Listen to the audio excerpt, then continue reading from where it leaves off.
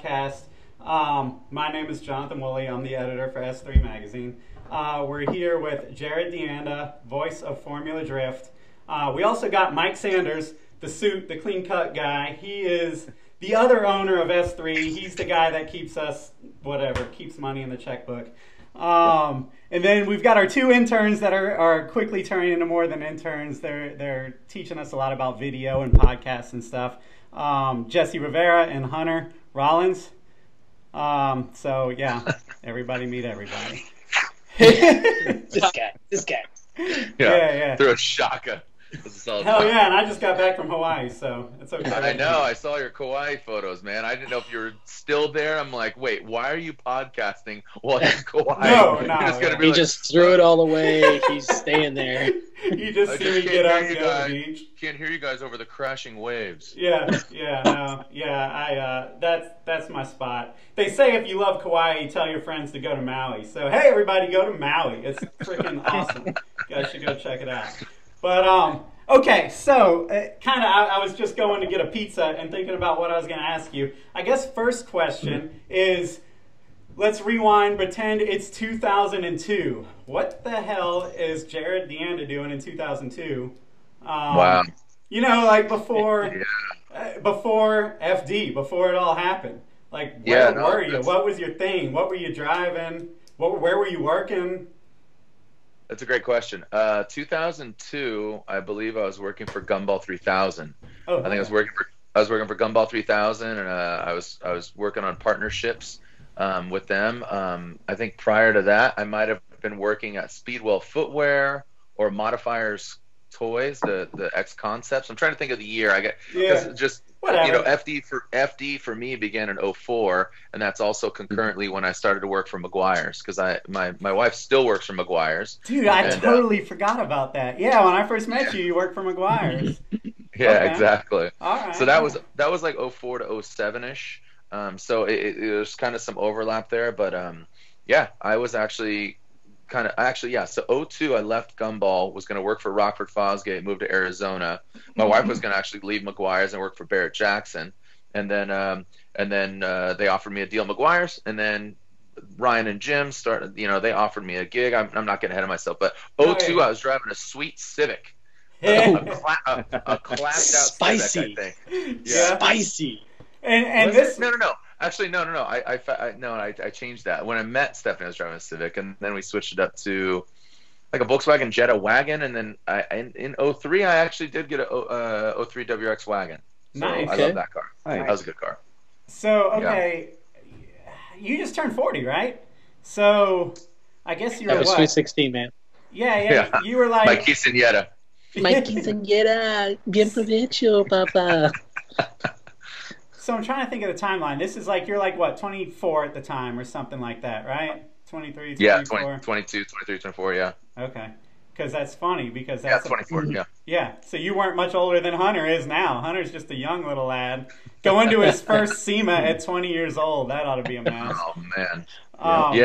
And fast forward, this is my 21st SEMA show. Are you serious? Damn. Yeah. Holy Damn. cow. So you got started early, huh? Yeah, I did. I got married at an early age, which was 23 years old. Okay. So got married early. So celebrating. So this will be my 16. I met my wife 19 SEMAs ago. So this 2018, I met my wife, my now wife, 19 SEMAs ago. So we've been married 16 years this past September. So Congratulations. So I definitely thank you. I definitely started early, but. Committed to the game and still try to stay young. Yeah. Hang with all the whippersnappers. I know, man. Like, all right, so I'm like a year behind you. I'm going to be 40 in 2019.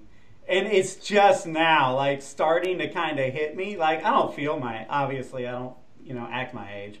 I don't really feel my age, but it's just now, like late 30s, I'm starting to be like, yeah. Oh, you know what? Part of it was Hunter. Me and Hunter were riding the LS Fest, and he said something about his dad being like 42 or 43, and I was like, and he was old. Damn. No, wait. I picture this as like older brother, younger brother, and I'm your damn dad's age, man. Yeah. Holy shit. I think it's the car industry though. It keeps you kind of, it keeps you young. You know, like No, I totally agree. Totally agree. I mean, I just hope, like, you know, a lifelong goal. I always tell this to Mike because Mike's always like, don't you want to retire one day? I'm like, retire? No, I want to be like the old guy in the Hawaiian shirt at SEMA with the long ponytail Yes. or something. I want to work Yes. hard enough All so I I wanna never have do. to do this again in a couple of years. Seems Listen, if you've got exhausting the for right me. job, there's no such Right. thing as work. Yeah, no, Right. I love it. Yeah, that hangs on the wall of many offices with a kitten hanging in there. I get it. Yeah. That was a great successory. It was a really Yeah. good one. Yeah. Hang in Well, there. what about you? Yeah. You get to travel like the whole damn world, literally, right? Like, is it still a joyride? Does it ever become? I mean, I know it becomes work when you have kids and a family and stuff that you got to leave, but like, how freaking cool is that you get to? Yeah, no, I mean, it's corny as it sounds, but I'm super blessed just for people believing in me and seeing what's going on with my life. And yeah, dude, the kids. I mean, my two sons, 12 and 4, my two boys, and then just traveling. But the whole juxtaposition of it is getting to go to Johannesburg, South Africa, or Auckland, New Zealand, or Malaysia, Indonesia, Thailand, Australia. All these exotic places, Greece. Getting to announce things. So I bring those educational pieces home and just making the world smaller and educating them and saying like, yo, check this out, look at this. And that's the gift and the curse of social media. Like I said, oh, I just saw you were in Kauai. Like, oh, that's right. Like, hey, Ryan Turk was just there. He's still there. Dude, I actually. saw that. Yeah. So that's the gift and the curse. It can either enable or disable you. Yeah. So for me, my son, I'll put it out there. He has a social. He's got an Instagram account. I don't tag him. He doesn't want me to tag him. Not that I am Ken Block. Not that I'm Vaughn or Forsberg or Turk or Osbo, but just there's a responsibility there as far as social media. But traveling, food. That's a zest of life, man, and being exploratory. Because if you're small town mentality, you live, breathe, Punxsutawney, Pennsylvania. No shame to Troy Manners and Squirt over there, who's drifting out of Punxsutawney, Pennsylvania. But if that's all you know, that's all you know, man. And that's a single mentality, Yeah. Well, I mean, and okay, so on that subject. The tattoos, right? Like the whole hashtag I'm a passport or my body's passport or whatever. Like you get tattoos all across the world, right? To kind of like document these trips. Yeah. What's the movie Memento, where the guy tattoos himself all over? Yeah. Oh shit. Yeah. So basically, God, that's been amazing. hashtag my body is a passport. I'm not a passport. My body is. Yeah. So I always every tattoo is a story. So I think it's just fun to. I was telling somebody today I went to lunch with like my trip to Malaysia probably 4 years ago.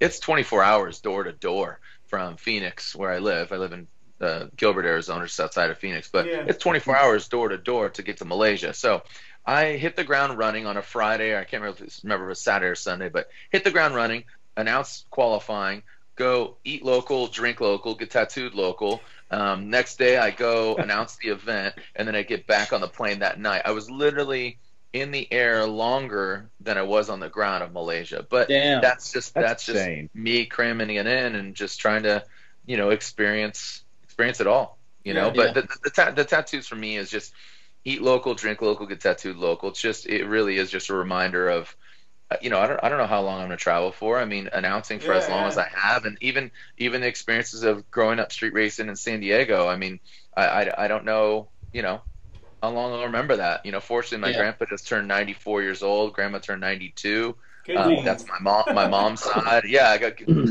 they're H&M, they're cheap, they're $10, but got some Mexican in me, so Mexicans traditionally live a little bit longer. Yeah, nice. Don't look at me. Don't look at me. Don't look at me. You ever take your family on any of these trips? I do. I got to take my 4-year-old. I don't think he really cares about England too much right now. So, but I did have the opportunity to take my wife and my oldest son to Goodwood Festival Speed this year in July. So took him to Goodwood Festival Speed, and then we parlayed it into going to Switzerland to see some friends. So that didn't suck. Nice. So yeah, Awesome. the 4-year-old, yeah, he's seen some things too. But that again, dude, just the access that I've been able to bless my kids with, dude, the things they've seen, like, Yeah. I mean, I'm, humble brag. They've got to see some wild things. Yeah. And do they recognize it? Do they share about it? I mean, because I mean, at that age, do they understand like they probably what just think all their is dad presented is to rad as them? hell. Yeah, great question. They do. I think I had a little, not a moment, but it was just kind of an interesting perspective because my sons. I bring up the 12-year-old more than the 4-year-old, but the 12-year-old's cognizant of it, right? When he goes to school and he's got social media, and he only has had it recently, but he's now in middle school, and basically his friends in his class, I took them on their last field trip of the year, and he's like, hey, who follows my dad on Instagram? And like more than half the class follows me. So Nice. It's like, oh crap. And I only say that because that's just showing them my life. And I think he's, he is aware. He is aware that he lives a very unique life. And I travel, awesome. over 100,000 miles a year, but it's that. I said that at the Formula Drift banquet about that level of compromise for the experience. And there's places I'd rather be than at an FD event, and it's predominantly at my son's soccer game or at this thing or that. But those are those sacrifices. Those are compromises. You can't duplicate yourself. You get to do a lot of that stuff, right? Just because you don't have a structured, 9 to 5 type of schedule. So, I mean, if it's anything like me, I get super bummed out because I got to be at SEMA during Halloween. I love going to SEMA, but it's like, I've got a 4.5-year-old. These are like the prime years, and I'm missing this. But on the flip side, it's like, but I get to be there for like everything. I get to be there for so much that a lot of dads probably don't. It's whatever. What your son's name is Parker, right? Parker Jett or something? Yep. I got Parker Jett. What does he want to do? Does he want to follow in Dad's footsteps, or does he want to be like a skateboarder, or what? Great question. And he's watching this now. Well, I've seen him do some like skate schools or something, huh? Didn't he go and do like a summer camp or something? Yeah, he's been to Woodward, which Right. is Woodward's the obviously the Yeah. action sports Yeah, camp. So yeah. they have Woodward West and Woodward East. So he's done Woodward West in California. So he was into BMX for a little bit. Not just our homie Coco Zarita. He got him linked up, and I'm friends with Chad Kagi and a bunch of riders, and so he's really into soccer. So and then my little one's a crusher in soccer too because he learned from his older brother. Right. So as far as aspirations and seeing what I do, I think my kids definitely have an affinity for what I do, but that's all they know. I mean, literally, I've been announcing their whole life. So what's funny is I got a message on Facebook the other day about, hey man, like, are you coming? I can't remember where he was from. Might have been from New Zealand or Australia. I can't remember what country it was. And he's like, can you sign my copy of Need for Speed Pro Street? And I said, yeah, man, shit. right on. I said, do I need to bring you a copy or do you have one? No, I have one. I said, all Well right. played, sir. Yeah, so because I don't know if you guys know, but I was the voice of Big J in Need for Speed Pro Street. So for all the kids out there or whatever, Ryan Cooper's been killing it all day. Like that's where you do the drag race thing and all that stuff. The and green Parker, 240. my oldest was there you go, the green 240. And my oldest, he was like 2 or 3, and we were in this. I did like 40 plus hours of voiceover for that game, and it's funny because people recognize that. So again, just the uniqueness of it. It's all ours, and I'm crazy, and my wife, she knows I'm crazy, and I don't know, man. It's bananas. If I told you as my long schedule, as it's consistently crazy, that's okay, right? It's just, you can't just be bouncing around from sane to crazy. Yeah. You gotta stay. Is she still work in the car industry? Yep. Yeah, my wife, she works at McGuire's Car Care Products. Oh, does she get to go to SEMA too, or no? She'll be at SEMA. Really? So yeah, my wife will be at SEMA. So it's our kick-ass. anniversary of our rendezvous. So That's awesome, man. and another fun, cool, quirky story I'll tell you is actually the first song we ever danced to was at Club Rio, and it was the what was it, the Knights? What was the name of the band, babe? Boogie Nights with a K, like Knights in Shining Armor. Yeah. So Boogie Nights. So the first song we danced to was September by Earth, Wind, and Fire, right? So the first line of that song is, do you remember the 21st of September? Yeah. Well, actually, the year that I proposed to my wife, we eventually got married on the 21st of September. Kick Yes. ass, man. Yeah. What is that? That's Yeah, the equinox. That's cool. That's Right. perfect, man. So Oh, you never yeah. forget. You'll never get in trouble for not remembering. and we were talking about tattoos earlier, so you never, there's a jinx on you. It's a bad omen to get your wife's name tattooed. And I have symbology all over my body of different anniversaries and materials, like wood is 5-year material, steel is 11, tin is 10, and I have a bunch of symbology, but nowhere on my body does it say Stephanie. I do have my kid's name because, you can choose your wife, you can't choose your kids. Your kids choose you. But yeah, so like you said, I will never forget that. But that's a tattoo I will never get as my wife's Yes. name. That's funny. Sorry if any of you do. So another tattoo question, because when I was in Kauai, I got in a conversation with a guy, a bunch of tattoos. What age did you get your first tattoo, and what age do you recommend people getting like tattoos? It's funny because I was talking to him and he's like, "How old are you?" And I was like, 39. He goes, "You're ready."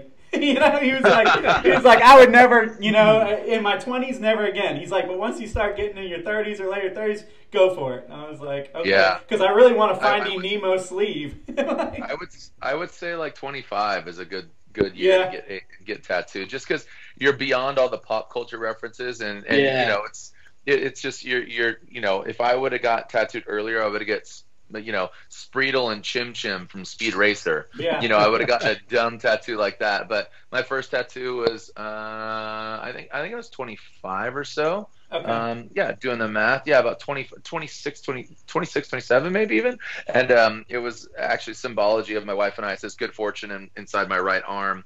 And just when Stephanie and I got married, our wedding favors were a fortune cookie, and I liked Asian culture, and I didn't believe in Christ at the time. Now I'm a believer in Christ, but I don't believe in luck. I believe in fortune. There's a path that you choose. Right. So as far as fortune cookie, horseshoe, and I can't even remember what else. Oh, dice. Or no, that's on the other side. Because I got the tattoo, I'm like, I'm going to get bad luck over here. Well, everything, S hit the fan. It just blew up. So I'm like, well, I'm getting this. I'll get bad luck. And my wife's like, all right, just pump the brakes. And then everything got really bad. Cars breaking, phones breaking, like grandma falls down. So I got bad luck over here on my left arm. Shit. But so I think like 25, 26, 27, somewhere around there. But now, again, my body is a wonderland, not a passport. John Mayer had a song about me. Yeah. Oh, that's beautiful. I'm glad I the didn't. acoustic set. Yeah. Just for you. Yeah. I'm glad I didn't do it in my early 20s, because I would no doubt have like a Japanese Mitsubishi kanji or something. Diamond. Honorable diamond star. Yep.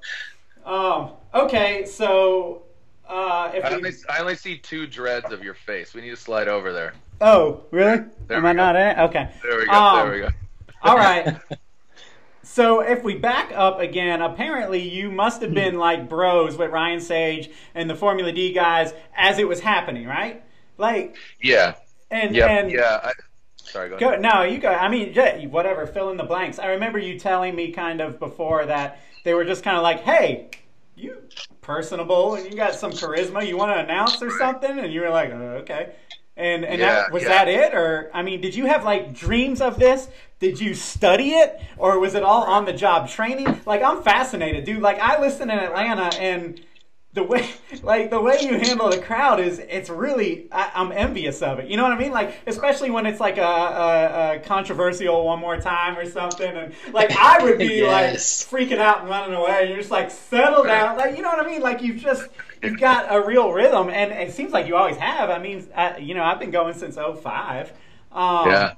And it seems like you've just always been naturally good at it. So anyway, how did it happen? How did it officially become a thing? Well, thank you for the compliments first and foremost. And Ryan Sage and Jim Lyle, for those that don't know, are co-founders of Formula Drift. Okay. And my history with Ryan Sage and Jim Lyle goes back to import drag racing days. Ryan Sage was, I believe his IDRC was the sanctioning body, because at the time, back in the day, when y'all were just a glimmer in your parents' eyes, you young bucks out there, we were racing Hondas and Nissans and Mitsubishis. We were drag racing them. There is a replacement for displacement, turbo and nitrous. Yeah. And Jim was president of, I want to say, I don't think it was Naira. I don't think it was, yeah, anyways. And then Ryan and Jim came into the fold with Haunted Nights. They used to work at Vision Entertainment. And I met them that way. And basically Ryan and I hit it off really well when I was working at Speedwell Footwear. And they created Slipstream Global, and they were doing some events with Mazda, and they had this kind of concept of bringing D1, and I was kind of like, wow, what is this drifting thing? And I remember going to Drift Show Off at Irwindale Speedway, and that was Ken Miyoshi, who had Import Show Off at the time. So there was, when drifting really blew up was the right time, because import drag racing just imploded itself. It just got really carnivorous, and everybody just everybody just kind of ate each other, and it sounds really like great timing. It's around Halloween, but but with drifting, Ryan says, hey, you're very charismatic, why don't you try it? So fast forward to 2004, or go back, rewind 2004. He says, let's go, and I, just like the drivers, the progression of my announcing has progressed. Right. Yeah. And it's on the job training, man. I've never had any formal training. I don't know if I'm proud to say that or whatnot, but this is all I feel that in my own head, man. Yeah. No. Listen, that's the best way to learn. Yeah, and sometimes, school of hard knocks. I dropped out of junior college because I had my hooked up Civic back in the day. I didn't want to get it door dinged.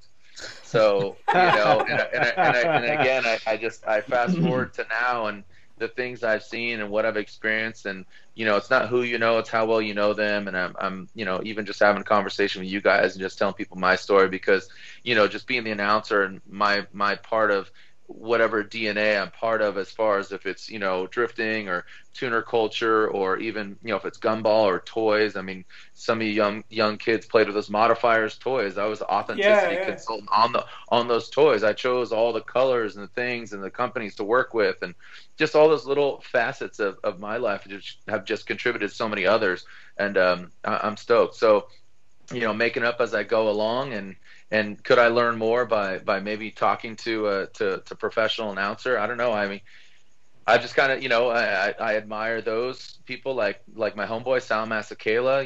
He kind of did the same route that I've done, and look at him, and he's done some great things. And I think we can all admire somebody like Anthony Bourdain, who's from the streets, who speaks eloquently, right, but at the same time has a rough side to him and has a history and has wrinkles. So there's all that. I don't want to act young. I just want to be young at heart. So with where I'm at, just the equity, you can't duplicate equity. So where I'm at with 15 years of announcing Formula Drift, or announcing and doing all these different events, I'm always very thankful and appreciative of Ryan's agent Jim Lyle for giving me the opportunity. But somebody else is like Rodney Wills, or Ben Ma, who owned Group 5 back in the day. When I went to Tokyo Auto Salon in 1999, and went to Tomei, and went to June Auto Machine, all these things are just contributing to my life and all my. Yeah, so you were in it. You were in it in '99. Like in '99, I was a street racing punk, but I was whatever, a college kid, and we were all into cars, and our apartment complex literally looked like Fast and Furious, but not as cool. And that's how I met Mike, actually. Now I'm telling stories, but I'm gonna tell it. It's like we went to this little meetup or whatever. I went to University of Georgia, and he grew up in Athens, so we were in college. He was in high school. In my mind, we had all the badass cars. We were the college kids. We were spending copious amounts of credit card debt to get cool parts and stuff like that. And so we show up. He had an Eclipse Turbo. I had an Eclipse Turbo. So we kind of got bros for life, dude. Dude, yeah. And then where's the other star? Where's the other? Right.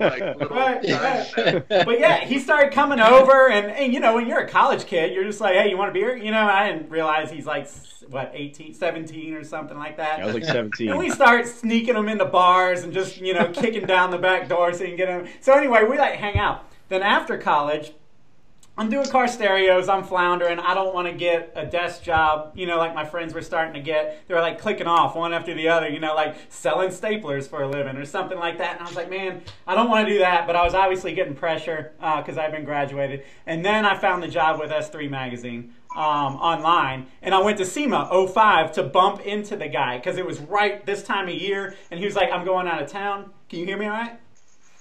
No, no, you're good. Okay. He was like, or he was like, we're going out of town. We're going to SEMA. We'll talk when we get back. And I was like, man, I can't let this fall in the cracks. Slip away. My mom worked for Delta. My dad worked in the automotive industry, so I was there. And I got a pass and bumped into him. And then one thing led to another. I ended up getting the job, and then one thing led to another again, and 6 weeks later I got laid off, right? And it was like, I am not going back to my damn manager because he will never let me live this down. I've had a taste of like my dream job. Everybody said I should write about cars because that was like the two things I was decent at, And so I was bugging him to give us a chance. He was selling it. The story is, I don't know if it's true, that he was selling it to a company in California, right? And I was like, can I move there? And he was like, no, because they're buying it to kill it. And I was like, can you not sell it for like 6 months? And he was like, no, we're selling it. They had another magazine that was doing well. He was like, we're selling it, but it's our firstborn. We don't want to see it die. We'll sell it to you. We thought about it. We'll sell it to you and the designer. And we're like, we're in. So we're selling cars, calling grandma, whatever we got to do. And at that point, Mike, who I hadn't talked to in at least a year or two, calls me up and says, dude, I heard you bought a magazine. And I was like, yeah, and we're never going to make the first issue if we don't start selling ads. He goes, I'll try. I'll be an intern. And I was like, okay, and I'll be damned. Because he was 20 at the time. And I guess it's your deep manly voice or something, Mike. But like he was able to, at least when we bought the magazine, we had some advertisers, right? We had like contacts. We would have never been able to do it without it. So we were able to keep it kind of afloat. And it's ironic because drifting saved our ass. Because this was, okay, so I got hired in December 06. By February or March, December 05. By February or March of 06, I was owning the magazine. So it was like wild. Every day we were going out of business. It was a mess. And then really by the end of 06, 07, drifting saved our ass because every tire company wanted to be in any import type of magazine. You know what I mean? And so, and we were, Joey was living in Atlanta, Joey Redmond. And so he was helping us out, and he was, already getting connected in drifting. We were doing a lot of drift content. I don't know if you remember, we were interviewing drivers, and we interviewed you at one point and all that. Great. And yeah, so that's kind of where it all started. Drifting drifting in Scion is why S3 is still here today. For sure. R.I.P. For several years. Yeah. And then 2008, the economy crashed, and we're like, oh, God, this is it. We're done. And somehow, because we only knew hard times, we just kept living, and that was that. No, but the lean living makes you stronger, and all the entrepreneurs and all the cool little 60-second quips from Gary V or this person or that person. Yeah. And, you just all the times you look at it, as long as you're living right and you're not living above your means, you can make it through. I mean, I've definitely struggled. My wife and I in 08, that was a really hard year. I mean, I'm considering working at Home Depot, but Home Depot isn't hiring, like all those things, but and if I could, now I'm looking at it like, how do I work smarter, not harder, to not miss my kids' experiences, but how do I take them along? I mean, there's, you take all those aspects of different people's lives. If it is, our boy Rutledge or Joey or, again, your Ryan Sage and Jim Lau, and, you take all the elements from different people and how do you apply those to your life and bring them together and just create this cohesive, quilt that is your life. Yeah. So that's life. I mean, that's life in general, as, kind of analogous as it is. But it's cool to see what you guys are doing, because you guys are banging away. And I guess, flipping the script on you guys, how do you consider yourselves in the S3? How does S3 find themselves in the landscape of media right now? Yeah, I mean, we're doing this. You got these young bucks showing you what's going on, and you just came back from Kauai and you're experiencing fatherhood and being a husband and being fat and going skinny and growing dreads and wearing flip flops and sales, and I mean, it's a very unique landscape right now. Yeah. So I guess it's a confusing time for media for sure. Oh yeah, media. I mean, it's ironic because these guys, Jesse and Hunter, come to us for internships, and we end up learning as much from them as they're learning from us. I learned. It's funny because Hunter's 20. How old are you, Jesse? You're like 28 or something like that. 29. So it's just crazy for somebody like me who I'm not an internet guy. I'm not like a tech guy. I don't listen to podcasts. I don't really go on YouTube unless it's reggae videos, right? Like, he still looks at the yellow pages that gets dropped off at his Yeah, I still just call to order my pizza. I don't do it, like, I'm a simple guy. But it's so crazy to see how somebody like Hunter, like, just he lives his life differently, man. It's on a phone. He is totally comfortable on a camera. I'm not. I hate the sound of my voice. There's just so many things that, like, like every time I listen to myself, I'm like, dude, I am Tom from Blink, but not as cool. Like, he pulled it off, But what's that? Go ahead. So, speaking of hating the sound of your voice, I mean, that's everybody's first thing that they talk about is, man, I don't ever want to be on a camera. I don't ever want to be recorded because I hate the sound of my voice. I mean, like, it's been proven that it's psychologically necessary. Hey, I can't hear you. Say that again. And that's coincidental and ironic. You broke up. Say that again. You got all muffled up. Can you hear me? Yeah. Yeah. So I find it weird. How do you, Jarod, do you ever get embarrassed when clips are played back or you hear yourself or see yourself previously? Because you're constantly on a camera. You're constantly talking, whether it be Formula Dre or you're filming, for a show or for an advertisement.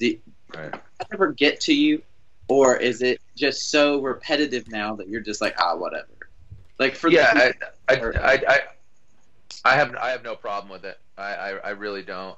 I was, everybody asked about my formal training, and I would just say I was the kid that read aloud in class. I could read really early. Yes. So I was the kid that just rose my hand every time. Dude. And I was the dude, and I would just always read. I was the dude that worried about it for like 3 weeks while everybody else went. It was like, oh God, like next Tuesday I'm gonna have to go. Yeah, I was that dude. Public speaking was not my thing. So like it wasn't even in the beginning, like 04, it wasn't a big deal. You didn't walk out there and go, holy crap, there's a lot of people here. I'm kind of like. No, because I think it was scaled. So cool. Scale's the buzzword, right? So we're all scaling. So Hunter. I mean, I never really had the emotions of that, because prior, in 04 we didn't have social media. It wasn't as Big Brother. It wasn't as, AIM was still alive, rest in peace, AIM. Yes. Hunter's like, what's AIM? So well after I answer this, I'm gonna ask the question of the young or the older fellows here, because I'm trying to recall, but you just have to be comfortable in your own skin, man. And obviously, like, people have seen me fat and skinny. I've ridden bikes. I remember when Wooly was like, hey, how'd you lose some weight? I'm like, I was cycling a lot, and I just drink way too much freaking beer and traveling too much. But so you just gotta own it, man. You just gotta own it. I know I'm loved. I know I'm loved by my kids, and sometimes I'll let them down, but sometimes I'll lift them up, and it's just this roller coaster of life, dude. And all I can say is that the darkness just makes the colors that much more vivid. You need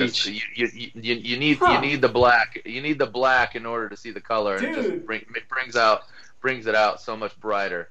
I've always said you might have just fixed my problem just by saying I know I'm loved. I know I'm loved by my kids. That's the thing. Like, I'll get kind of like that public speaking anxiety. I'm a writer. I like to be able to, I say it here, I look at it, I make sure I like it, like talking live stresses me out. It gives me anxiety because it's like, man, what if I say something dumb? I always say that. My whole life is me saying dumb stuff. And I think you just said it right, dude. Like, as long as, you're loved, you're loved by your friends, you're loved by your family, like your little girl, like, screw it, who cares, right? And that kind of just makes all the anxiety, just whatever, shut off. Yeah. It subsides. Thank you, keep talking that shit. Keep talking that shit, man. So what I was going to ask with the older cats is, what was your AIM handle? Because, AIMs are dead. Oh, I think mine was like Carbon GST or something. It's okay. It's always car related, yeah. Yeah, mine was car related. It was Eclipse something. Shit, I don't remember. Listen, so it's been the same username that I put for like every email address since then. So like my AOL email address, my Yahoo, my AIM, like everything has been the same since like 2006. So you don't want to share. Because we'll know all your passwords. Just because it's still relevant. Yeah. And then Hunter's like, what the hell is AIM? Han Cholo. Yeah, I get it. Listen, AIM was the shit. Listen, when that sound came on, when somebody hit you back up, that was a little simple hobby. Yeah. Ding, Yeah. right. I can't You remember could the do. sound right now. Yeah, we'll find it. Yeah. Yeah. Yeah. Yeah, man. No, Good it's crazy. old Mine days. was WRX J Rod. So Okay. yeah, it was car It related. was always Okay. car related. Okay. Well, you know, like we've got not all the subscribers, but most of our subscribers we have their email address, and it's always the same stuff. It's always like that, you know, like it's Yeah, something about a car. Yeah, which is good because Some I can't read amalgamation their of cars. yeah, I can't read half their damn handwriting and stuff from the events, but I can always tell. I'm like, oh yeah, that's what that says. It says WRX Yeah. something. But So- what? Somebody said something. Who was that? Talks a lot about drifting and the history of Jarod Deanda. What about you personally? So follow, like I'm a follower of you on Instagram, and I'm sure a lot of the people that are watching have probably follow you on Instagram, and you can tell a couple of things. You see a lot of loving is easy. You see a lot of beer. You see a little, your two boys. You see a little bit of Greta Van Fleet. Like, Yep. fill us in. What's your free time like when you're home, when you're not traveling, when you don't have contractual commitments? Who is Jarod Deanda? Yeah, man, I appreciate that. You know, if I had all the money in the world, I'd be hanging with my kids and taking them to soccer games and whatever fills their cup and allows them an opportunity to do what they love. I'm with that. You know, and if we could afford for my wife not to work, traveling would definitely be the deal. I guess that's you know, monetarily binding. But if on a normal day-to-day basis, and if I'm home, you know, I'll wake up, I take the kids to school, which you've seen before, and I'll crank the latest jam, and I'm definitely like I'll beat in a song till it's dead. My son's Papa Roach, definitely Papa tired Roach. of a particular Papa Roach. But yeah, Big Orange County. I'm cool. It's just a 90s buzz song. I had it on my Napster. I'm not gonna lie. Yeah, exactly. Napster. All right, Yeah. Napster. Yeah. Yeah, take the kids to school, go to the gym, catch. If you follow me on social media or you don't, all I can tell you is I'm very reactionary. I don't have a very calculated concept of social media. It's very much, you know, I think about it as of recent. You know, I'm putting up more personal photos of people and things and experiences as opposed to carbon fiber intakes and dope TE37s and cool 1552 wheels or this. I mean, that's part of my fabric, but it doesn't define me. You know, my kids and my life and you know, if it, like I am, you know, I mean, again, I'm going to Johannesburg. I flipper. I come home. I go back to Auckland. I'm hanging with Matt. I'd rather take photos of Mad Mike and with his kids and his wife and going here and going there. I love the cars, but I want people to live more. I mean, you know, when it comes down, social media can be a meet. Okay, let me stop right there. I almost said something. It's like I'm having more fun than you, right? Where it's like I have more fun than you. I would ideally like it to be about like I want you to be motivated by what I'm doing and how I've lived my life. So this interview and taking the time for you guys to spend some time with me and share a drink, whatever it might be, sangria, water, chai tea, I don't know what you're drinking, Wooly. Free sun, Hunter. Just water. So, you know, I want it to be more, you know, the buzzword is inspirational, but I would just say kind of just, you know, take a look at your own deal and don't look at me because, you know, you get stuck there on your phone and doing this. But I want it. I don't know. I'm kind of in a tangent here, but that's where I'm at. I'm more reactionary, but my daily life is fairly simple. And where I live, people don't I don't get recognized or anything like that. It's not like that. I know Vaughn, you know, he doesn't get recognized. Forsberg doesn't get recognized. You know, in the drifting community, you know, people don't really get recognized that too often, unless they're going to the Toyota Grand Prix of Long Beach or they're going, you know, within that little circle. You know, it's really the perfect level of fame, man. Because you know, like you're known in your circle, which is what I always said since I was in high school. That's all I wanted to be. Like I just wanted to be known in like, you know, my little whatever, my little circle, you know, and that's I just want my hood to love me, you know. But dude, it's so crazy because I feel the same way. I've talked to Mike about that before. The social media thing, it bothers me, man. Like. You know what I mean? Like, I overthink it. And a lot of those photos you were probably seeing of Hawaii was my wife tagging me because like, I overthink it, because I know that people are going through different things, man. And like something as simple as taking a picture of a nice dinner that you and your wife or your girlfriend or whatever are going to might hit somebody at the wrong time. Maybe they don't have freaking any money, right? Maybe like, their wife is seeing that post and now you're in a fight because she's like, you don't take me to dinner. And it's like, it's just, there's so many levels, man. And we're seeing it obviously affect society in a lot of ways. But yeah, that's why I tried to kind of be low key about Hawaii and a lot of things like that. Like, I mean, I got an old 911. How many pictures of it do you see? Because I'm not like, I'm not trying to create an Instagram account around it. I love the car. I grew up in the back seat of an old 911, and I got lucky and got one before the bubble, And so, like, but you never know. You know what I mean? Like, you never know who's losing their car at the same time as you're posting a 911. You know what I mean? Or, I remember early on in social media. I'll be, completely honest. I remember, I worked at TMR magazine. I don't know if you guys remember Toy Machine Racing magazine. So. That's Rodney Wills. That's why I referenced that. And I knew Andy Williamson just from afar, and I met him at SEMA and this and that, and Andy this and the other thing. And one of my most humbling things is just like it's like a 08, 07 or whatever. I can't remember the year exactly. It was early on social media. I can't remember if it was Facebook or whatever.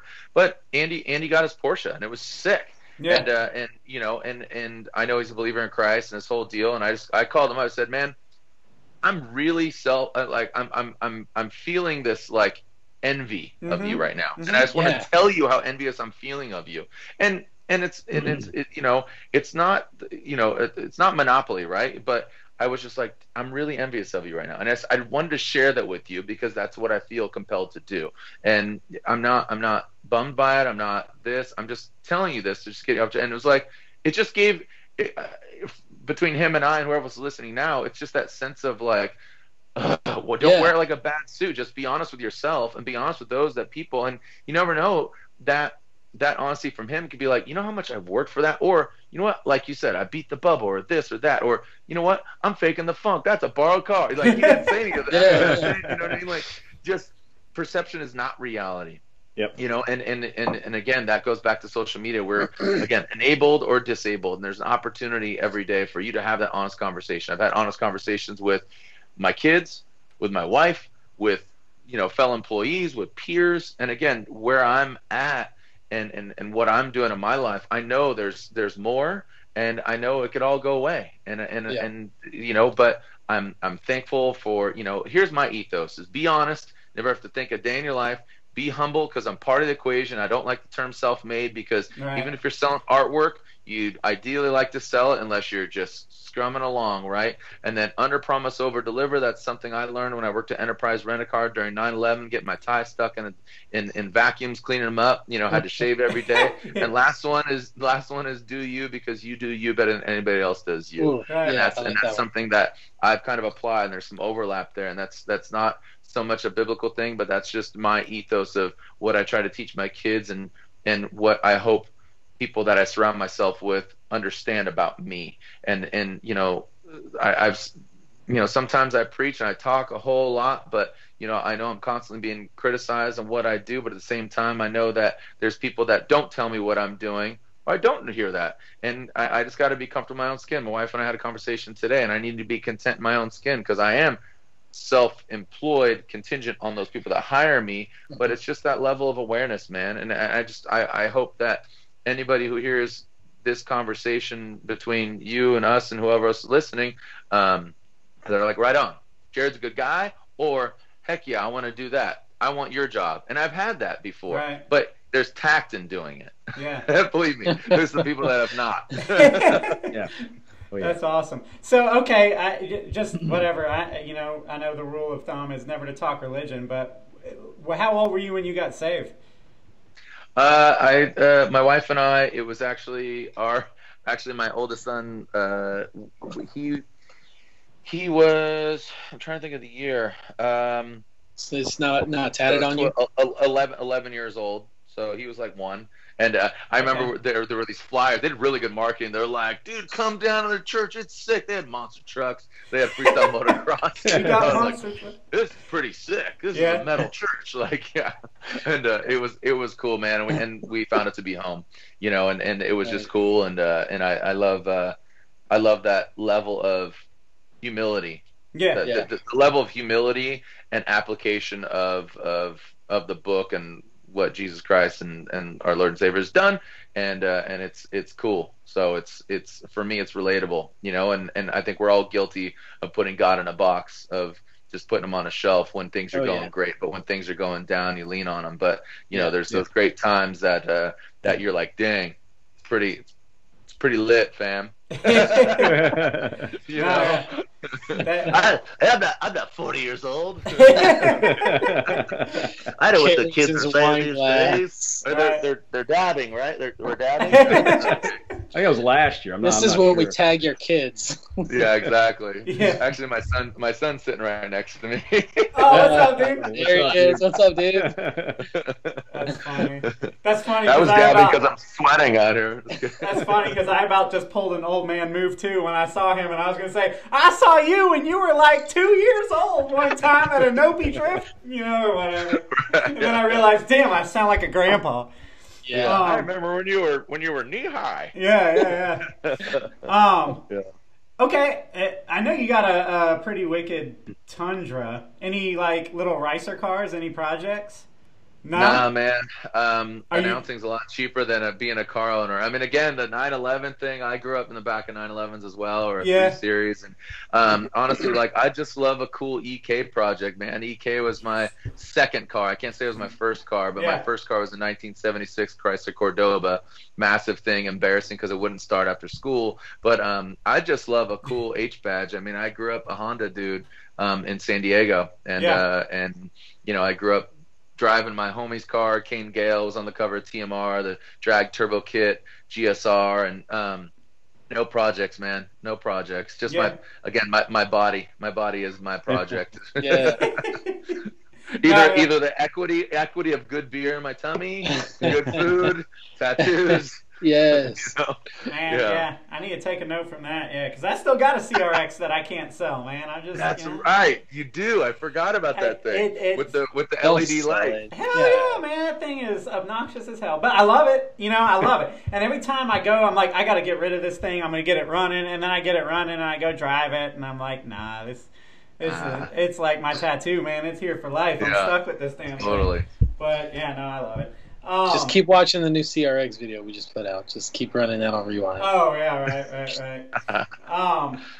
Yeah, I don't know. Hondas are weird though, because like, you know, we all grew up Honda kids of some sort. Even if you had a Mitsubishi or a Nissan or whatever, you're a Honda kid, right? And then you grow up, you get a job, maybe a family, you start kind of trying to move up that, you know, the hierarchy. You end up with like a BMW. All that's cool. All those are great cars. But like, I feel like our generation, you're gonna come back to a Honda eventually, right? Because like, one, they're cheap as hell. Two, like, there's just no other experience like that. You know what I mean? Like, there are better cars, no doubt. But there's no experience like a freaking Honda with the little wing mirror just rattling down every time VTEC's on. It's freaking awesome, man. I love it. I would say what's funny about now and, you know, like Hunter's whole deal and where we're at is we actually lived in a digital age, but it just wasn't shared amongst many people.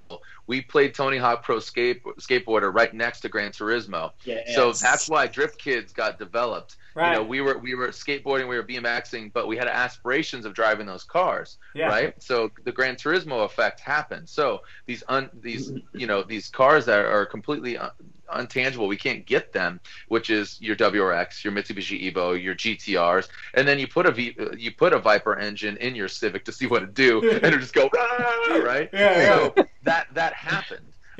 For those in that right window. But now, you know, kids are playing Fortnite. They're playing these amazing, driving simulators. You know, if it is Forza, if it's Gran Turismo, you know, if it's, you know, what are the other ones right now? Need for Speed. There's just so much noise out there right now. There's so much noise. But yeah, Honda has, I think, a special place in everybody's heart. Either they love them or they damn hate them. The VTEC kicks in, right? Yeah, that's what makes them great, man. Yep. No, I'm trying to think of what else, man. What would I ask? What's your favorite event? Favorite Formula D event? Atlanta. Yeah? PTL, Are you man. just saying know. that because we're Atlanta native? Or No, I'm not saying. I'm saying that because there's a special place in my heart. I've seen it grow up. I remember when Atlanta was knee high. Now it's growing up. It's 15 years old. You know what I mean? It's an amazing track. It's seen some amazing events from Petit Le Mans to moto two wheel. To obviously FD and paving the horseshoe and that whole deal. But I mean, being to Abu Dhabi and drifting at at Abu Dhabi F1 track. I mean, I've seen some amazing things, man, and I don't take it for granted at all. It's been a wild ride, and I can't wait to see what comes next. It's pretty. Well, that's what I was pretty going to insane. ask. I don't know what you're can speak on or whatnot, but like, what comes next for drifting? Like what's the dream, the pipe dream for everybody? I think drifting is in a really good place, and for, like I said, being here in my neighborhood or in my region, people are like, I call it airplane talk. So fortunately, I get upgraded a lot for my. So I'll speak or I'll sit next to well-to-do folks, Right? And I'll have conversations with these VPs of these companies or CFOs, and I'll cool, what are you doing? And I tattooed, my tore up jeans and this and that, and it's in fashion right now. Yeah. And Oh, great. Yeah. Oh, cool. That's excellent, little Bob. Cool, nice. No, but I say that because I'll say like, oh, I announce car races. Okay. Oh, NASCAR? No. Okay. Well, okay. What about drifting? Okay. What's that look like? And just the progression and the actual awareness of drifting has grown tremendously, right. And people really get it. And again, there's this whole meter, right? Motorsports, NASCAR, drifting. Is that what Ken Block does? No. Okay, cool. Here's drifting. I go through the same conversations all the right? time. Fast and Furious. Yeah. No. Okay, Formula Drift. I think my son does that. Oh, I know a kid. Oh my gosh. Bongit. Oh yeah, I saw CBS Sports Network. It's just this barometer. It's like a terrorist threat level. We'll get to red eventually, right? And red level midnight. Yeah, exactly. So it's growing. It's growing tremendously. But all that being said, I would say, I told somebody this the other day, it's fairly comparable to freestyle motocross, because you can go to Nitro Circus if you're fully on it, and that's where they're really pushing it, putting resi mats out, their airbags, all this stuff, right? And then you could go to your state fair and see some freestyle motocross, right. And bum f whatever, right? So that's all freestyle motocross. So drifting, you have this large span of talent and cars, but it's still drifting. So for Formula Drift to be the pinnacle where I believe it is right now, it just needs to be consistent, and there needs to be a unison voice. And I think that Formula Drift is spearheading a lot of the conversation. There's different sanction bodies all across the globe, and there's a lot of eyeballs there, especially at Irwindale. I know that just passed. But working with FIA or FIA not working out, it might be just Formula Drift really just streamlining the motorsport as a whole and really kind of refining it, similar to will it be F1? And that's why I always say the leaders of the spearhead, it's a two-tip spear, right? You got one side that's F1, that is a traditional motorsports guy, and that would be Jim Lau. But you have another kind of challenging cat, or they challenge each other. It's not it's simpatico. It's simpatico challenging, just like a marriage. Just like I don't want my wife to be a pushover. I want her to challenge me and say, "Let's go." Right. That's how you grow. Hey, are you doing enough right now? Really? Like, come on. Yeah. If I had a subservient wife, that would be really boring. Right. So man, I love you, babe. But I would say Ryan Sage is that nature of your Dana White. So he's more MMA, that WSL, World Surf League. Yeah. So he's looking at those kind of properties. Ryan's looking at WSL and MMA. Jim's looking at MotoGP and F1 and what's going on there. So it's a great marriage of what's going on there, and how that progression will go is dictated by the cars, the manufacturers, the tires, I mean, because there's so many elements, and that's why I enjoyed working with Gumball 3000 back in the day, because the cars, the stars, the personalities, the locations, all these elements, right? Yeah. I think that's what FD's got. If you're an engineering nut, dude, look under the hood. Are you kidding me? Yeah. These things are rocket ships. Yeah. This is Group B rally car. These things are run what you brung to umpty-ninth level. This is drag racing, burnout sideways. Okay, cool. Are you into personalities? You got all these amazing looking people. You have all these countries being represented, right? And then, okay, there's the show, and it comes down to Monster Jam and what's going on there. So I think there's some opportunity there, of course, like your grid life events. There's this and that and the other thing, but I would say that competition wise, Formula Drift is the pinnacle. But like I said, there are your grid lives. There's this, there's that, there's the other things. There's your hyper. I mean, it's amazing to see where it's gone and where it's going to go. Yeah. I speak for a living.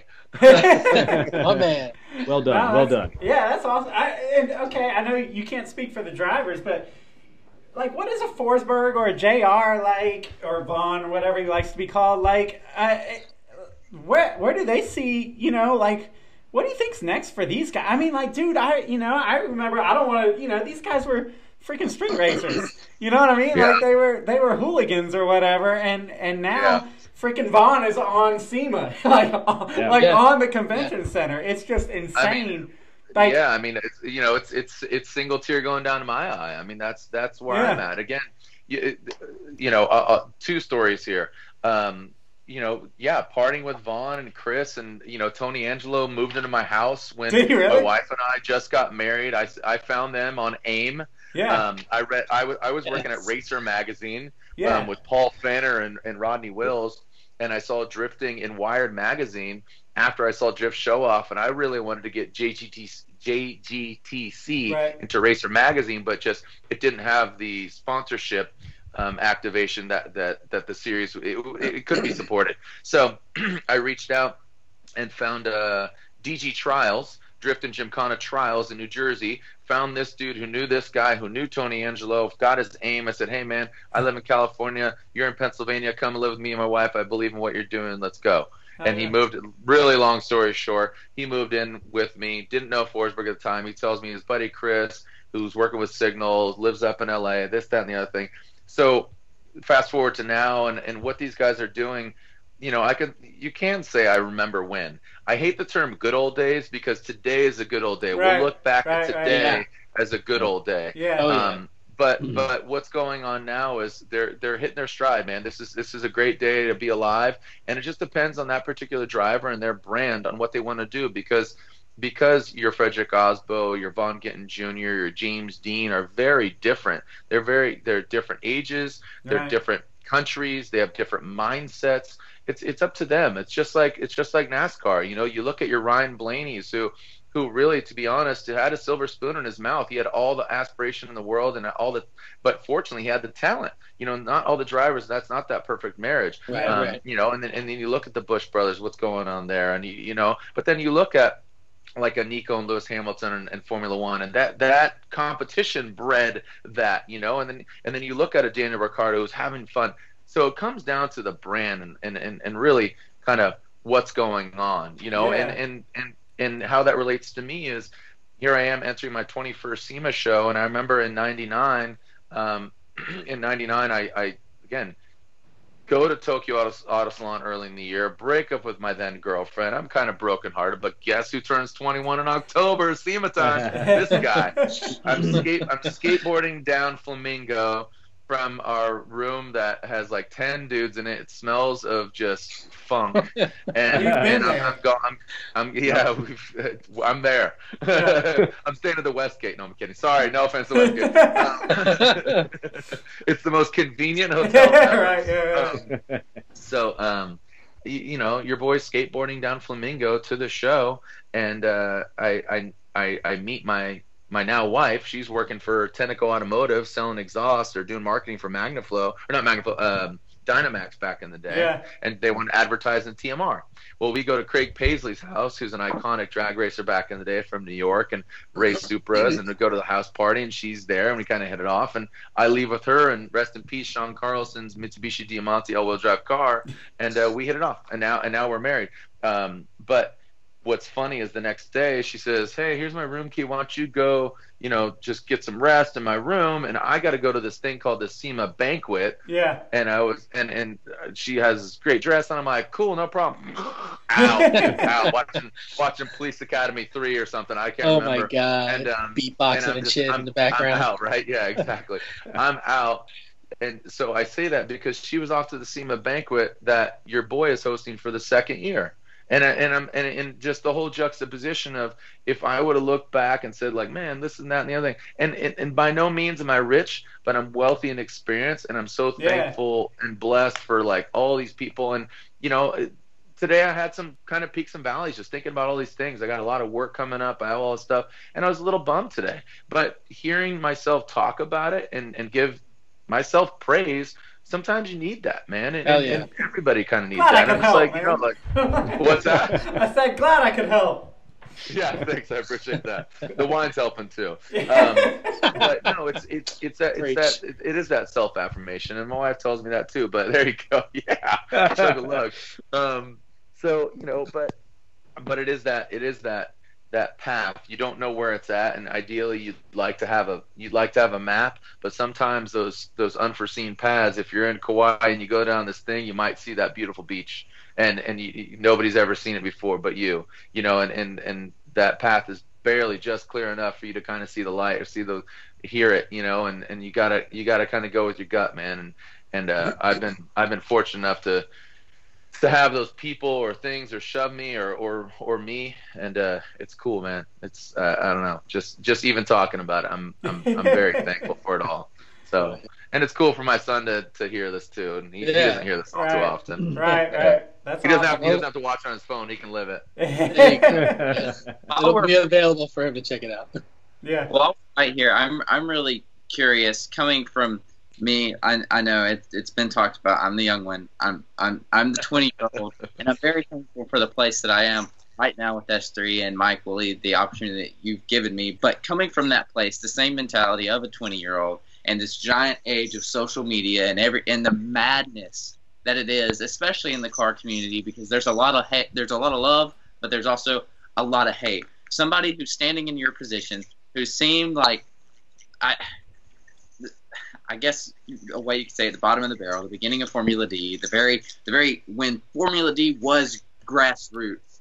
Mm-hmm. Advice you have for those who want to be in a position like you are, the people who are fresh out of high school, the car enthusiasts that just want to be where you are, because I was, and look, I feel like I'm finding my place that I'm very thankful for. But what about those who haven't found it yet? What advice do you have for those kids? Great question, and it comes down to knowing yourself and knowing where you're comfortable. Like you said, if it's Woolley not understanding or Woolley saying like I don't like my voice, I don't like speaking in front. Well, I tried writing. I did write for TMR. I write like I speak. So unfortunately, I still need to think about where the comma goes before or after but. When you can see that in my Instagram posts. I write like I speak, and that's why I'm reactionary. It's knowing your strengths and really understanding what you're trying to accomplish. If you have an affinity for cars and photography, embrace that. Ask people. There's Larry Chen is an amazing individual. Alex Wong is an amazing individual, and they're very transparent on they're not going to show you the whole soup to nuts. Stefan Papadakis isn't going to show you exactly all the CAD drawings on his knuckles. He's not going to show you everything on his rocker arms. But if somebody's watching this and is young and aspiring to work in this community, because I know a lot of drivers I want to be a pro drifter. How do I do it? It's such a generic question, and it really can't be answered. You have to answer it yourself, and you really have to search it out. And the questions need to be finite if you're going to inquire about it. But I think it's just finding and being honest with yourself on really what you want to do. And I couldn't tell you that I had an aspiration of announcing car races, but my goodness, I saw a lot of different perspectives of this culture, from street racing to working behind the counter of selling Tanabe exhausts early on, to selling the Volks, to selling Gretty, and making relationships with those people who are eventually my peers, right? That are now running the companies. We were in the trenches. Right. Now we're running the companies. If it's Kenji from Gretty, if it's Mike Kojima, and Kojima's old timer, but I'm just trying to think of some of these names. They're not coming to me right now. But again, Steph Papadakis. I remember when he used to be a raver and had blue hair. So I say all that, and to answer your question a little bit more deliberately, I would say you really have to be honest with yourself, and really, it's kind of like when you ask a young person who's into music, I want to produce music. Mm-hmm. Okay, well, what's that look like? Well, I want to be like Dr. Dre. Okay, well, go watch Straight Outta Compton and see what that is like. Yeah. You know what I mean? And I listened to the Dak Shepard podcast and Homeboy from Always Sunny today, which I really enjoyed Dak Shepard's podcast. So, Wooly, if you're gonna do one, I really enjoy that. Okay. And the episodes are 2 I hours love that long. guy. It's really good. Yeah, I love him too, and he's one of my new favorites. And he's very self-aware, which I really admire. My wife gave me that term for him. But the homeboy from Always in Sunny, he's the runner. He's the showrunner. Look at the stories, look at this, look at that, and both him and Dax saw this opportunity because they saw when Jerry Seinfeld was, I'm quoting them, paraphrasing them a little bit, they saw that Jerry Seinfeld was the most money-making dude in Hollywood, more than Oprah, more than anybody. Number 2 was Larry David. Who's Larry David? He's the dude behind Jerry Seinfeld and behind Seinfeld, and he's a showrunner. Like it's looking at all these pieces, and if you're not that, again, people meet me and they're like, "Man, you're a big dude." Well, I have a physical presence. I might have that voice. I might offend you. I might piss you off, but I have that awareness of myself now that I'm comfortable because I am 40. I have kids. Like I said, my kids love me. My wife loves me. Some days more or less than the others, but it's that aspiration and asking the right questions both to somebody else and to yourself. Yeah, you said something earlier about like nobody can be you better than you, so be you. You said something like that. Yeah. I just murdered it, but like it's so freaking true, man. And I wish that's something that I would have learned younger. I feel like I started coming in realizing that kind of side of myself, I guess, in my later 20s. And like if we're giving kids advice, it's like, damn it, just figure that out in your earlier 20s, because I spent my earlier 20s trying to, be something. I don't know, be somebody or be like the guy on the video or the music video or whatever, and then, finally it was for me and whatever. I grow up slow, I guess, but like it was later 20s, earlier 30s where I started to feel like I got some sort of perspective about it, You don't need to do it for the nookie. If you know what I mean. Wow. Straight out of Jacksonville. Okay. Yeah, Jacksonville. Represent from Jacksonville. Take it to the Matthews Bridge. Yeah. You know how excited I got? I grew up in Jacksonville and then moved to Atlanta. You know how excited I got when I heard him say, "Take it to the Matthews Bridge"? That was like I don't know that. It's a bridge in Jacksonville, But I was just psyched that they were from Jacksonville back in '98 or whatever. Okay, one thing I thought about a minute ago, as you and Hunter were talking, you say everybody says, how do I become a pro drifter? Because I'm sure everybody that becomes a drifter wants to become a pro drifter at some point, right? Like, that's the way it goes. And I know you got to find your way, right? You got to let your little light shine or whatever. But, like, you've basically grown up with and become really good friends with some of the, most notable drifters in the U.S. or whatever. Is there any correlation, any trend in the data between these guys, between the Forsbergs and, like the Vaughns and these guys that have been doing it since the beginning? Like, how did they do it? Was it were they more like disciplined in a business model? Like, as far as getting, there's so many young drifters that are like, yeah, man, I'm going to go run Pro 2 but like the financial expenses and cars are breaking and they can't get the business plan done and, it affects sponsors and everything. Like, did these guys excel at that? Like, was there, you know what I mean? Like, or were they just freaking lucky? You know what I mean? Like, that's a great question. I think it's, it's different for everybody. Like I said, Vaughn and Chris and Turk and Osbo and everybody's very different. I remember when Tanner Faust was stepping out and at the banquet, Stefan and his team, Sean Hillier and Aldo, they're asking me, they're like, how about this Osbo guy? What do you think? I mean, he's breaking a lot of bumpers, and Tanner went a whole season without knocking a bumper off of his Scion his final year, and which is super rare. I mean, they were bleached out brown on the yellow and all this stuff, and and he really stepped in that shoes, and it's surrounding yourself with the right people. I would say that there's some kind of, I don't say unsung heroes, because they're thanked at the right times, or they're compensated, or they're part of the unit, in the growth. But seeing where James Dean's at right now, I mean, he wouldn't be where he's at if it wasn't for Peter Visick and his talent aligning. So Right. there's some monetary, there's some talent, but you look at Mad Mike, and I know Mad Mike Wadette from New Zealand really wants to compete in FD. That's what he loves. He loves that competition. Right. He loves the basically the unity, the kind of friendships. But unfortunately, monetarily, he can't afford it to come all the way from New Zealand to compete this car. And we've seen him, in Atlanta a couple times. Yeah. But he's always wise a about favorite, it. man. He's He's like the always guy. a favorite. Yeah, he's a dude, and he's part of the fabric. But all that being said, you can change up the game and still have.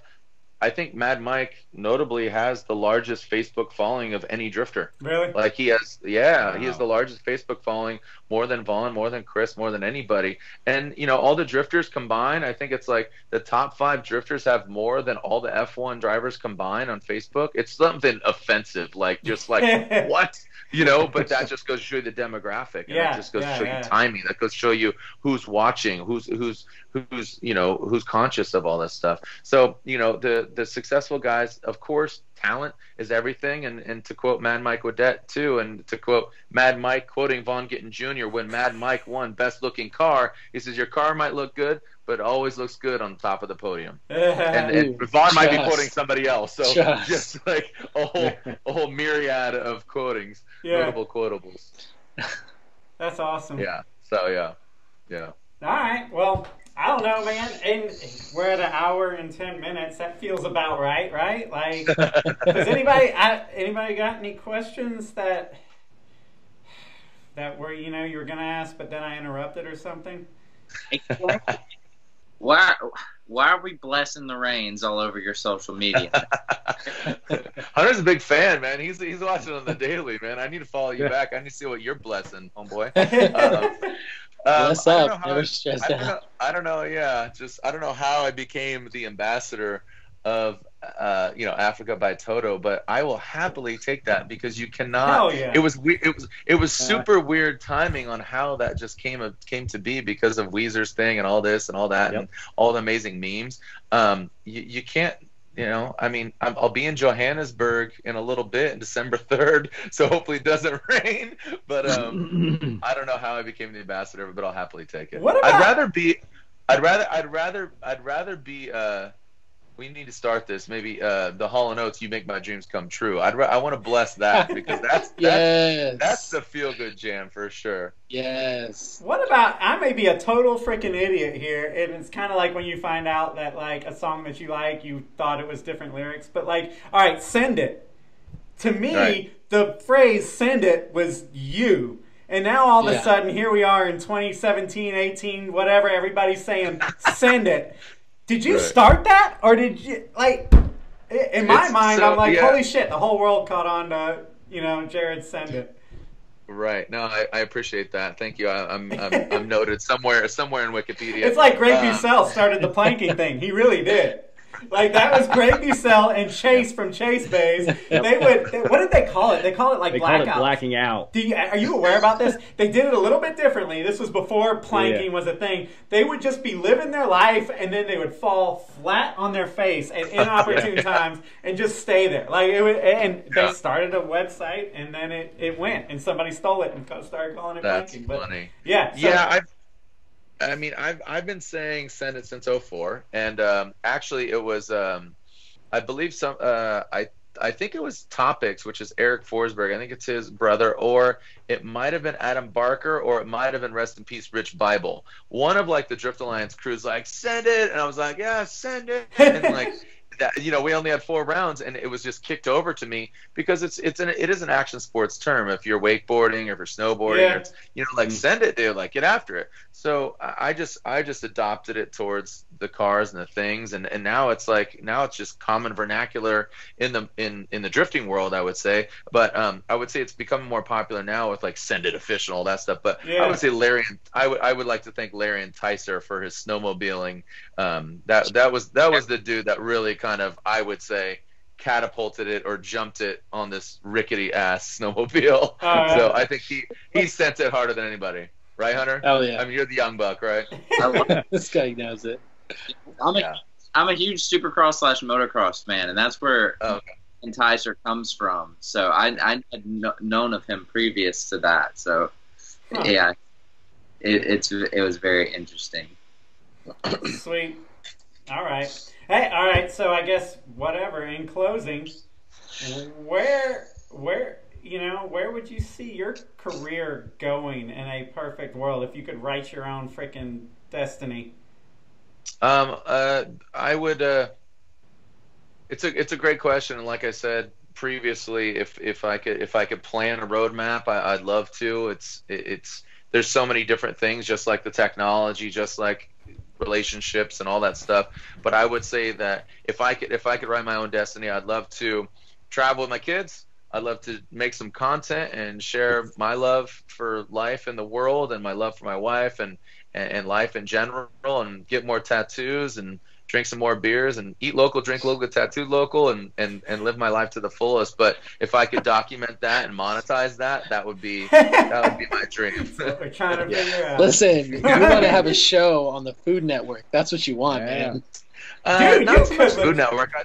I mean, ideally, if I could just have, like, another homie of mine, like my best friend Mike Wonderly. He makes TV shows, and he was just here. He surprised me.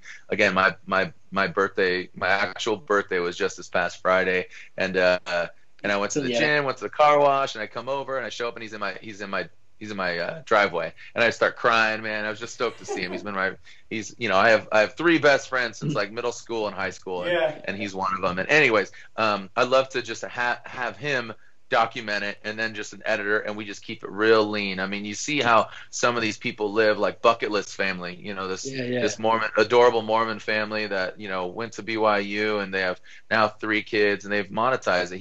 He built and sold an app, but you can see how some people live, but I really want to live it from a core standpoint of aspiration and inspiration, and it's all of the things that I enjoy, which are cars and travel and food and tattoos and love and all of those things. So if I can monetize that lifestyle, that would be ideal. Yeah. Oh yeah. All right. Yeah. All right. Questions? Willie's trying to figure out the same thing too. He's like, we could do this, right? Yeah, for real. All right, so I guess in closing, what's next for Jarod Deanda? What you got going on? Who would you like to shout out? Of course, I want to thank Formula Drift. Thank you to Formula Drift for everything. I want to thank Snap-on Tools. Snap-on Tools I've worked with for 10 years, making a lot of cool content. And, these are very soft hands. I have my Snap-on Tools grill and my kegerator, and a couple of other Snap-on tools. But those are the prime tools that get worked around here. But also want to just thank all the fans and anybody who's just really investing into our culture, the tuner culture, and just where it's going, where it's progressing. I want to thank all the sponsors who really acknowledge the core folks that are really investing into it as well. If it is such as S3 or different podcasts or different media, and just really exploring different opportunities, because it is ever changing and ever evolving. So I appreciate you guys for having me on here. I don't know if this is the 1st, 2nd, 3rd, 5th, or 10th, but I appreciate you guys having me on here. Somewhere between there, yeah. Of course. Yeah.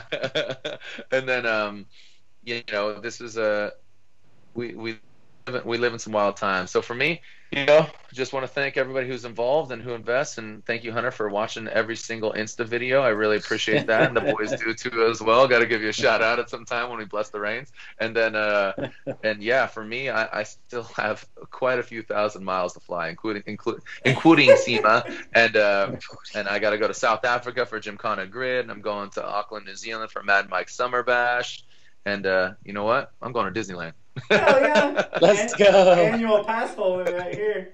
No, that's too rich for my blood. All right. Well, that's awesome, man. I'm trying to think if there's anything else, man. I don't know. There's something else. We have lacked doing this, all right, for you S3 follower guys out there. Woolie's really bad at self-plugging. We've got to get better at it.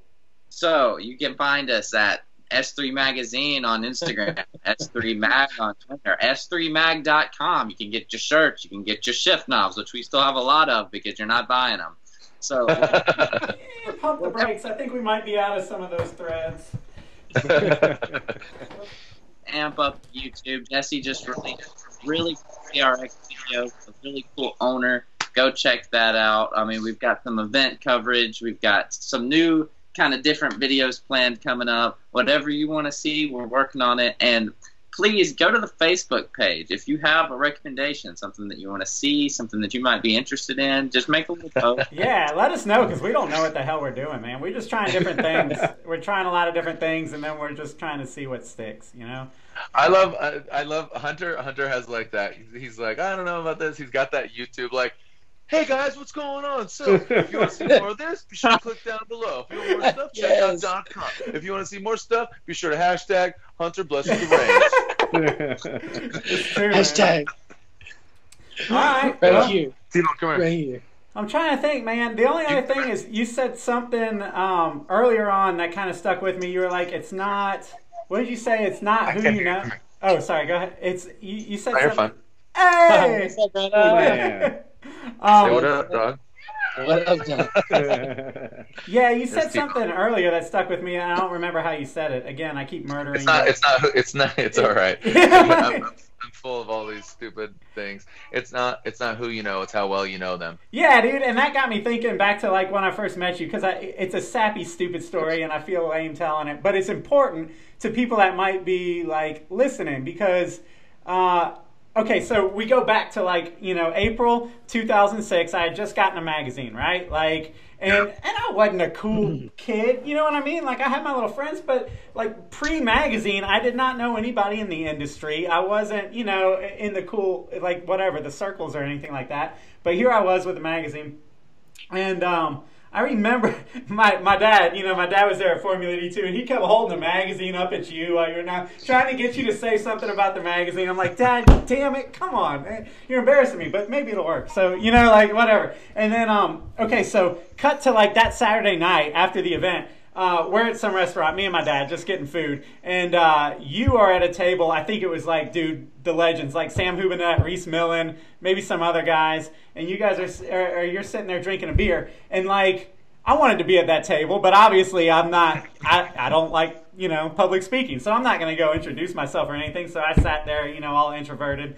And me and my dad were kind of watching. And then you ended up walking over because I guess you remembered us from the event. And you were just like, so what's the deal, dude? Like, what's the deal with this magazine, you know? And like, it sounds lame, but like, you know, you took a minute at an important minute in my life, you know, like a month into this magazine and everything meant everything. And you invested a minute, right? Like you just invested a minute with a dude. And like, it made me kind of a fan for life. You know what I mean? Like I kind of like one extra post that I might have scrolled through or whatever. I pay more attention. It left a mark on me, you know? And so I can tell after talking to you, like, you know, for the last hour or whatever, that's kind of how you live your life. Like you kind of invest, you know, like you invest people or you invest in people. And so maybe for somebody listening, you know, Greg Bussell had like a piece of real wisdom and genius in a little podcast we were doing with him. And he was like, nobody got anywhere on their own. We all had help. You know what I mean? And he was talking about drifting. He's like, whether it's the guy that put tires on your car or the spotter or whoever, like nobody got to where they are on their own. It doesn't exist.